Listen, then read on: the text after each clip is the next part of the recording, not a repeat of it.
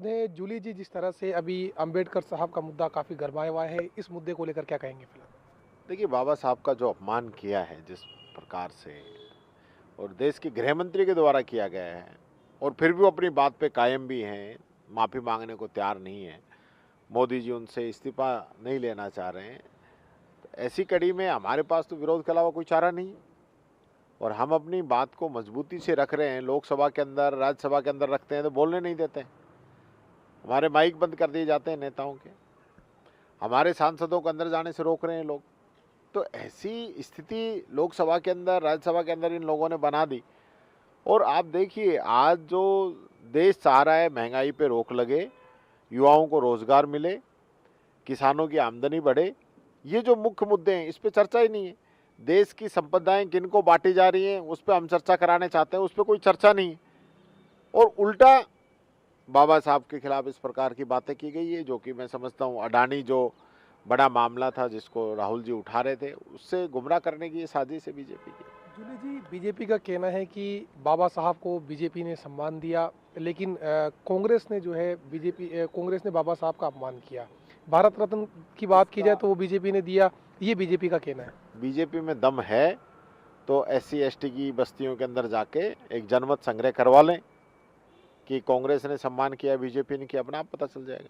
कल जिस तरीके से प्रेस कॉन्फ्रेंस हुई थी बीजेपी मुख्यालय में, कहा गया कि कांग्रेस ने जो लोकसभा चुनाव था 1952 का, वो बाबा साहब को हरवाया। 1954 का जो उपचुनाव था वो कांग्रेस ने हरवाया, ऐसे आरोप लगाए गए कांग्रेस पर कल प्रेस कॉन्फ्रेंस के जरिए। कांग्रेस ने तो सीट खाली करवा के बाबा साहब को बुलाया। कांग्रेस ने तो जो प्रारूप समिति थी संविधान की, उसका अध्यक्ष कांग्रेस ने बनाया। ये आज जिस प्रकार की बातें कर रहे हैं ना, ये सिर्फ देश को गुमराह करने का काम कर रहे हैं। और वो प्रेस कॉन्फ्रेंस नहीं थी, किसी ने कोई एक क्वेश्चन किया क्या सीएम से? सीएम ने किसी का जवाब दिया क्या? इससे अच्छा तो प्रेस नोट ही भेज देते, आके पढ़ना ही है। ये जिस प्रकार से मन की बात हो रही है, ऐसी सीएम की बात हो रही है। जूली जी, जिस तरह से लगातार आप राजस्थान सरकार पर हमलावर है, चाहे से कानून व्यवस्था चौपट होने की बात की जाए, इन तमाम चीज़ों को लेकर आप लगातार जो है सरकार पर हमले कर रहे हैं। आप लगातार ये कह रहे हैं कि खास तौर पर कुछ इलाके हैं जहां पर काफ़ी जगह दरिंदगी नाबालिग बच्चियों के साथ हो रही है। इस तमाम चीज़ों को लेकर क्या कहेंगे आप?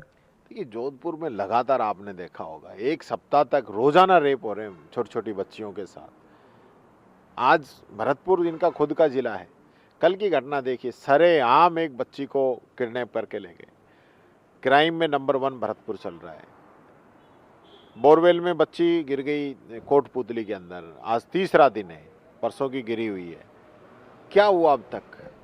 उस पर कोई इनका फोकस नहीं है। इनका फोकस ये है कि अमित शाह को बचाओ, मोदी जी को बचाओ, बीजेपी की जो आज के समय में जिस प्रकार का काम चल रहा है उसको उजागर होने से रोको। ये इनकी मंशा है। आमजन के मुद्दे थोड़ी हैं इनके। जूली जी, जयपुर के अभी थोड़ी देर पहले एक बड़ी जानकारी ये निकल के सामने आई कि सचिवालय से जो एकल पट्टा प्रकरण की फाइल है वो चोरी हो चुकी है। बाकायदा जयपुर के अशोकनगर थाने में मुकदमा भी दर्ज हुआ है, जिसके अंदर पूर्व मंत्री शांति धारीवाल सहित अन्य लोगों का नाम था। कर्मचारियों पर ही फाइल गुम करने का आरोप लगा है। इस चीज़ को किस तरह से देखते हैं आप? देखिए, मेरी जानकारी में नहीं है ये मामला। और मैं तो कहूँगा ये सरकार नहीं, सर्कस चल रहा है, इनका कोई सिस्टम ही नहीं है। तो जूली जी, जिस तरीके से अभी हाल ही में हमने देखा था 2 दिनों तक जो मैराथन बैठक है आपने और जो पीसीसी चीफ गोविंद सिंह डोटासरा जी हैं उन्होंने यहाँ पर ली थी, तो माने आने वाले दिनों में संगठनों में बड़े बदलाव देखने को मिल सकते हैं, क्योंकि कुछ जो संगठन के लोग हैं, जैसा आपने भी कहा, और जो पीसीसी चीफ गोविंद सिंह डोटासरा है उन्होंने भी कहा कि कुछ जो लोग हैं जो मीटिंगों में नहीं आते, जो तवज्जो नहीं दे रहे, उन लोगों को बाहर का रास्ता दिखाया जा सकता है। देखिए, अध्यक्ष जी और हमारी राहुल गांधी जी की सबकी चर्चा हुई थी, रंधावा जी भी थे और प्रदेश के अन्य नेताओं से भी बात हुई है। जो एक्टिव वर्कर हैं, जो काम करना चाहते हैं, जो गांव-गांव ढाणी ढाणी घूम रहे हैं, पार्टी की रीति नीतियों को नीचे तक लेके जा रहे हैं, ऐसे लोगों को मौका देंगे। और जो पदों पे बने हुए हैं, बनने के बाद में पार्टी के लिए, संगठन के लिए, प्रदेश की जनता के लिए कोई काम नहीं कर रहे हैं तो फिर उनकी छुट्टी करेंगे। आने वाले दिनों में नगर निकाय चुनाव सहित अन्य होने, इस चीज़ को किस तरह से लगता है? बीजेपी बताएगी चुनाव कराएगी भी कि नहीं, ये हालत इनकी है, इनकी तैयारी नहीं है। मुझे नहीं लगता है कि ये लोग चुनाव करा पाएंगे। अभी तो मुख्यमंत्री जी खुद अपने गृह जिले के जिला प्रमुख का चुनाव नहीं करा पा रहे 1 साल से, तो और जगह तो क्या करा पाएंगे। जूली जी, आखिरी सवाल आपसे, जिस तरीके से एक बड़ी बैठक लखनऊ में होने वाली है सीडब्ल्यूसी की, उसको लेकर किस तरीके से तैयारियां हैं? राजस्थान से आप जा रहे हैं प्रतिनिधि करने के लिए।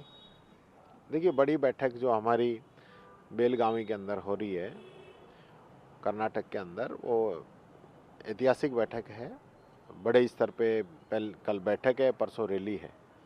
इसमें कांग्रेस की मजबूती के लिए और संगठन के लिए सारी बातें सबके जो है चर्चाएं की जाएगी, उसके बाद आगे की रणनीति तय करेगी।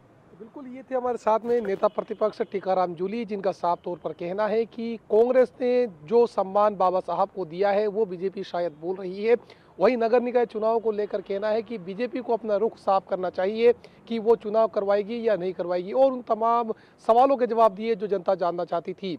सहयोगी कैमरा पर्सन राकेश के साथ मोहम्मद रजाउल्लाह, इंडिया न्यूज़, जयपुर।